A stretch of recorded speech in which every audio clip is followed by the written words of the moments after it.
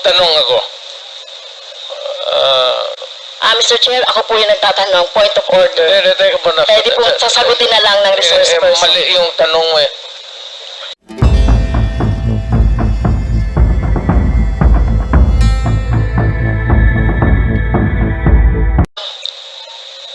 Na drug lord o malalaking smuggler ng droga na napatay or nahuli or napakulong sa panahon mo? Ma'am, magtanong ako. Mr. Chair, ako po yung nagtatanong, point of order. Teka muna. Pwede po sasagutin na lang ng resource person. Mali yung tanong mo eh. So, Mr. Chair, bakit mali po yung tanong ko? Ang tinatanong ko lang po, may nahuli ba kayo na malaking criminal? Number 2, reasonable necessity of the means employed to prevent or repel. So, ang nangyari na po, pinatay na agad eh. No? Pinatay na agad yung biktima. Pangatlo po, yung lack of sufficient provocation on the part of the person defending himself.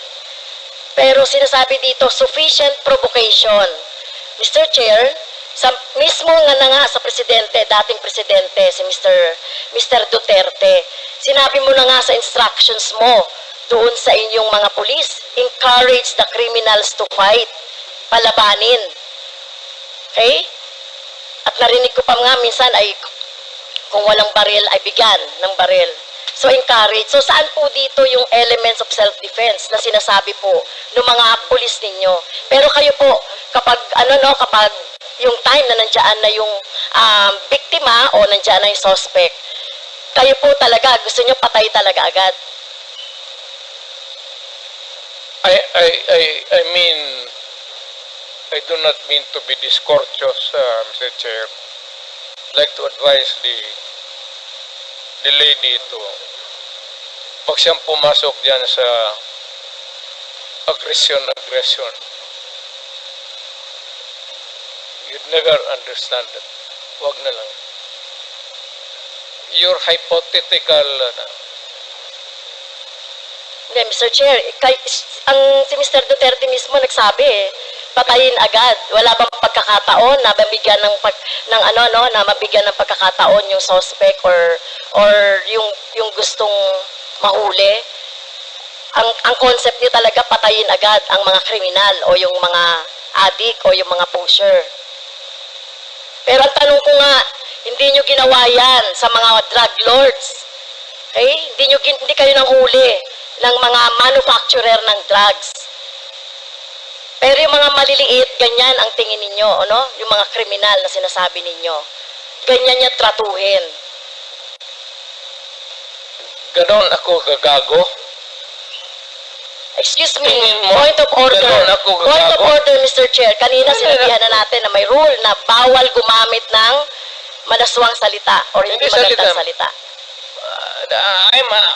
I'm using a word, ganon, am I that stupid? English yan. Ang Tagalog dyan is ganon, ako gagago.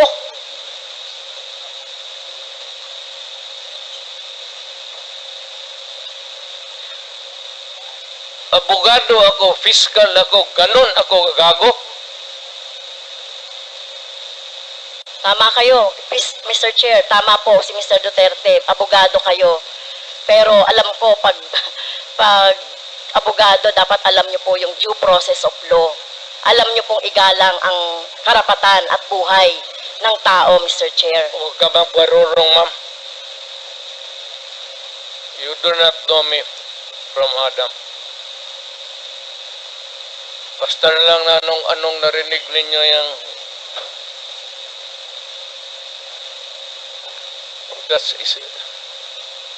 Okay. You have 3 minutes left, Congresswoman Castro.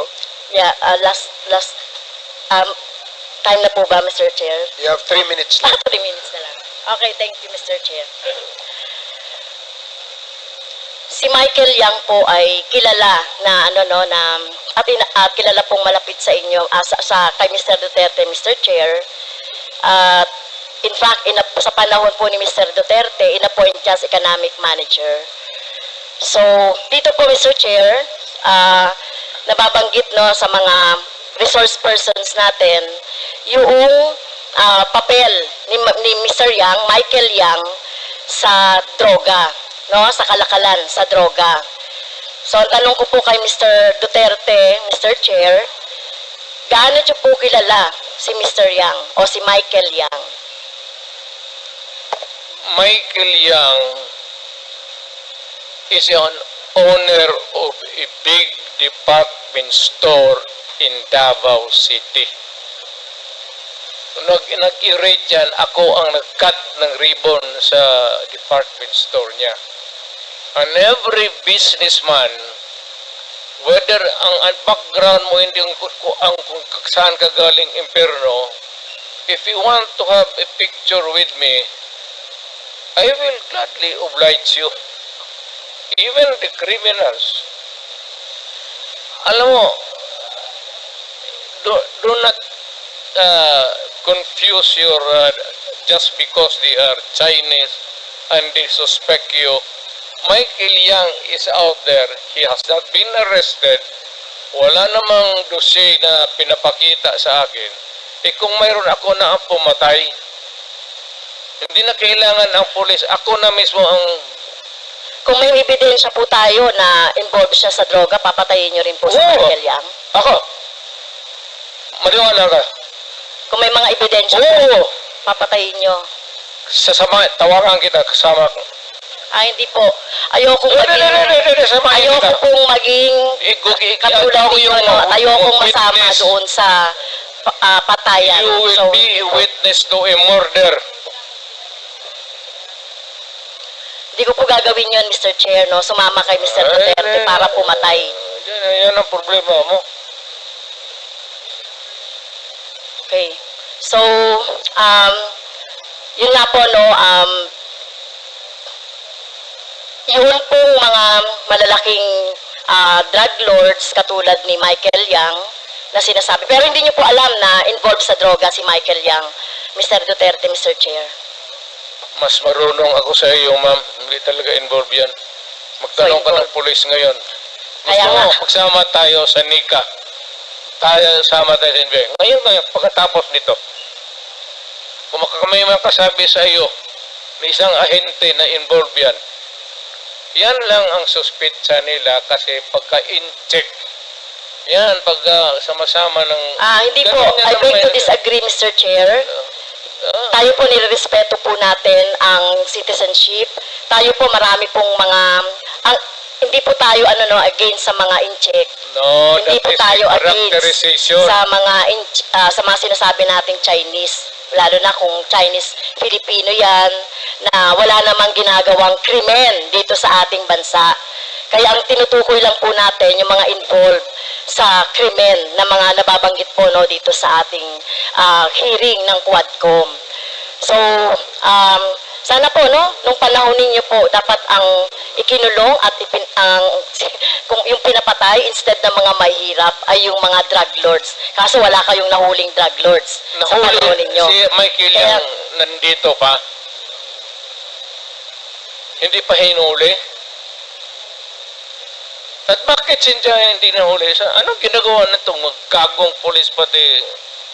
Alam niyo po ba kung nasaan si Michael Yang? Nasa Davao. Either dito, nasa Davao. May malaking tindahan yan. Negosyante yan. Lahat Okay. ng negosyante na Chinese, natural born dito sa Pilipinas o from China, pagka dumikit sa akin yan, politiko ako, ma'am. Para sa akin, boto. At contribution sa eleksyon. Pera. Kailangan mo sa eleksyon, pera. Prangka-prangkahan tayo. Boto pati pera. Kung may maglapit sa amin na ganon, at wala namang ebidensya na nagkakalat sa harap mo, pero ako, pagka sigurado ako na ganon kayang sinasabi mo ngayon, ako mismo ang gugurgur sa tao na yan. Okay. Wala akong pasensya dyan sa mga ganon. So, do not worry. Last question. Last I question. love my Last country question na po, more Mr. than Chair. anybody else in this room. Dahil hindi po ako nasatisfy doon sa sagot ni Mr. Duterte, kaugnay doon sa, kasi gusto nating maturuan yung ating taong bayan, about doon sa, laging inaargumento na lang, self-defense, or whatever, o yung pag-encourage ng mga criminals to fight. So, pwede bang matanong si Ma'am, Attorney I am Neri? not here to satisfy you. Attorney Neri, Mr. Chair, to explain the elements of self-defense at bakit hindi pasok dito yung mga arguments ni Mr. Duterte. Thank you. Yung- Thank you, Mr. Chair. Hindi pasok po yung element. Ang elements kasi ng self-defense is una muna unlawful provocation.